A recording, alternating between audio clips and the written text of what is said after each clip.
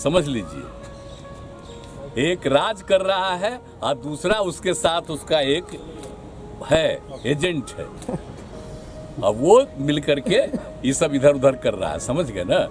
मेरे सवाल का जवाब देने के बजाय नीतीश कुमार हमें वही पुराना कैसेट दोहरा रहे हैं कि एजेंट है।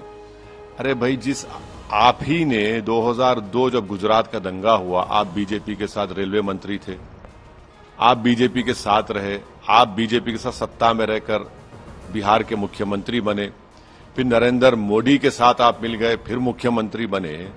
अब बिहार में जिसने भाजपा को मजबूत किया, जिसने भाजपा की जड़ें मजबूत कर दी बिहार में, वो हम पर इल्जाम लगा रहा है। तो ये क्या नीतीश कुमार लगता है कि नोटरी एजेंट है? नमस्कार, बिहार तक में आपका स्वागत है और मैं हूं सुजीत। मुख्यमंत्री नीतीश कुमार ओवैसी की पार्टी पर बहुत भड़के हुए हैं और आज के उनके बयान से यह भी लगता है कि वो उससे चिंतित भी हैं, क्योंकि अगले साल यानी कि 2024 में लोकसभा का चुनाव आना है, 2025 में विधानसभा का चुनाव होना है। भड़के इसलिए हैं क्योंकि उनका मानना है कि ओवैसी की पार्टी, पहले इस पार्टी को समझ लेते हैं, AIMIM यानी कि ऑल इंडिया मजलिसे इत्तेहादुल मुस्लिमीन, इतना लंबा नाम है और जितना लंबा इसका नाम है ये उतने ही लंबे समय से अस्तित्व में भी है। ये पार्टी कोई नई पार्टी नहीं है बिहार के लिए, भले ही ये नई पार्टी हो, लेकिन इसकी स्थापना हैदराबाद में मार्च 1958 में ही हो गई थी। तो आप सोच लीजिए कि कितनी पुरानी पार्टी है ये। हालांकि बिहार में इसका आगमन जो होता है उसका अगर इतिहास देखा जाए तो 2015 है। 2015 में पहली बार असउद्दीन ओवैसी, जो कि इस पार्टी के मुखिया हैं, अध्यक्ष हैं, और हम ये कह सकते हैं कि हालांकि इस पार्टी की स्थापना जिन्होंने की थी उनका भी नाम आपको बता दें, अब्दुल वाहिद ओवैसी, उन्होंने इसकी स्थापना की थी। तो 2015 में पहली बार ओवैसी साहब, हम अभी ओवैसी की पार्टी ही कहेंगे क्योंकि इसका नाम काफ़ी लंबा है, सक्रिय हुए और उन्होंने बिहार के सीमांचल इलाके में जो 4 जिले हैं, किशनगंज, अररिया, पूर्णिया और कटिहार, इन 4 जिलों में अपना पैर पसारना शुरू किया। हालांकि 2015 के विधानसभा चुनाव में सफलता नहीं मिली उन्हें, पर 2019 के लोकसभा चुनाव में एक धमक जरूर सुनाई दी। किशनगंज में हालांकि जो 2019 के चुनाव हुए थे और बिहार के 40 लोकसभा सीटों में से एक सीट जो एनडीए हारी थी वो किशनगंज था, कांग्रेस वहां से जीती थी, लेकिन हारते हारते जीती थी कांग्रेस, और इसकी वजह थे ओवैसी। तो यही डर जो है, हाँ उसके आगे भी सुन लीजिए। 2020 के विधानसभा चुनाव में ओवैसी की पार्टी ने सीमांचल इलाके में 5 सीटें जीती।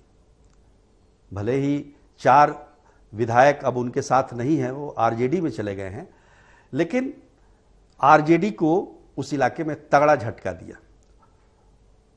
अल्पसंख्यक बहुल उस इलाके में, वो इलाका एक तरीके से आरजेडी का गढ़ माना जाता था, लेकिन 2020 के विधानसभा चुनाव में ओवैसी ने उसमें सेंध लगा दी और वो 5 सीट जो ओवैसी की पार्टी ने जीती, एक बहुत बड़ा कारण रही बिहार में फिर से एनडीए की सरकार बनने का। हालांकि उस समय नीतीश कुमार एनडीए के साथ थे और बाद में मुख्यमंत्री भी बने 2020 में। तो कहने का मतलब यह है कि उस समय तो नीतीश कुमार के लिए वो फायदेमंद साबित हुए, लेकिन अब नुकसानदेह साबित हो सकते हैं, क्योंकि ओवैसी का जो प्लान है, ओवैसी अपनी पार्टी का पैर पसारना चाहते हैं। वो केवल सीमांचल तक ही सीमित नहीं रखना चाहते हैं, उसे पूरे बिहार में फैलाना चाहते हैं। तो अगर ओवैसी की पार्टी चुनाव लड़ती है तो नुकसान किसको होगा? नुकसान निश्चित तौर पर महागठबंधन को होगा, क्योंकि मुस्लिम वोट बैंक जो है वो महागठबंधन के पास है, आरजेडी के पास है, कांग्रेस के पास है, अब जेडीयू का भी उसमें हिस्सा है। लेकिन चिंता इसलिए भी है क्योंकि महागठबंधन की जब सरकार बनी अगस्त में 2022 में, उसके बाद से 3 विधानसभा के उपचुनाव हुए, जिसमें से 2 चुनाव में महागठबंधन की हार हो गई। और उसका प्रमुख कारण क्या था? ओवैसी की पार्टी। गोपालगंज में आप देख लीजिए, जितने वोट आए ओवैसी की पार्टी को और हार जितने वोटों से हारे, आपको समझ में आ जाएगा कि कितना उसका असर हुआ आरजेडी के उम्मीदवार पर, और यही कारण है कि आरजेडी के उम्मीदवार को हारना पड़ा। उसी प्रकार मुजफ्फरपुर के कुढ़नी विधानसभा क्षेत्र में बीजेपी की जीत हुई, बीजेपी के विधायक जीते वहां से, लेकिन हार का एक कारण ओवैसी की पार्टी भी रही। तो चिंता तो है, और इस चिंता को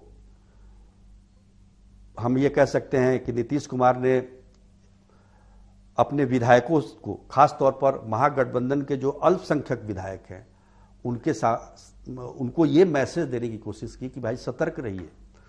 ओवैसी जो है, जो कि बीजेपी का एजेंट है, और वो आपको नुकसान पहुंचाकर बीजेपी को फायदा पहुंचाएगा। तो इसलिए वो भड़के हुए हैं ओवैसी पर, क्योंकि वो बात तो करते हैं मुसलमानों की, लेकिन उसका फायदा हो जाता है बीजेपी को। तो इस तिलिस्म को तोड़ने के लिए सब विधायकों को नीतीश कुमार ने सजग किया है कि आप घर घर जाइए मुसलमानों के, उनसे बात करिए कि आपके हित में ये नहीं है, ओवैसी की पार्टी को वोट न दें। अब ये बात अलग है कि मुस्लिम मतदाता कितना उस असर में आते हैं, उस प्रभाव में आते हैं, क्योंकि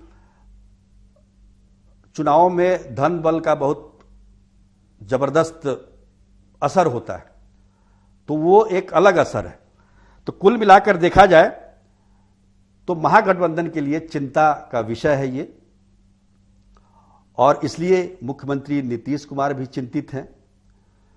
उन्होंने तो यहां तक कह दिया कि ओवैसी हमसे मिलना चाहते थे जब वो अलग हुए, लेकिन उन्होंने मिलने से इनकार कर दिया। अभी इस पर ओवैसी की प्रतिक्रिया नहीं आई है, पर इतना तय है कि महागठबंधन ओवैसी की पार्टी से, AIMIM से चिंतित जरूर है।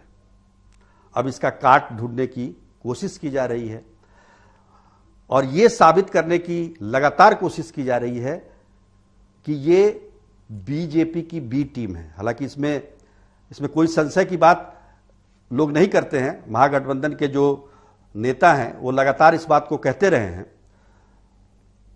और इस बात को इसी आधार पर मुस्लिम मतदाताओं को यह जताना होगा, महागठबंधन के नेताओं को, कि वो ओवैसी को वोट देंगे तो बीजेपी को ही फायदा होगा। आज के लिए बस इतना ही। तब तक के लिए नमस्कार।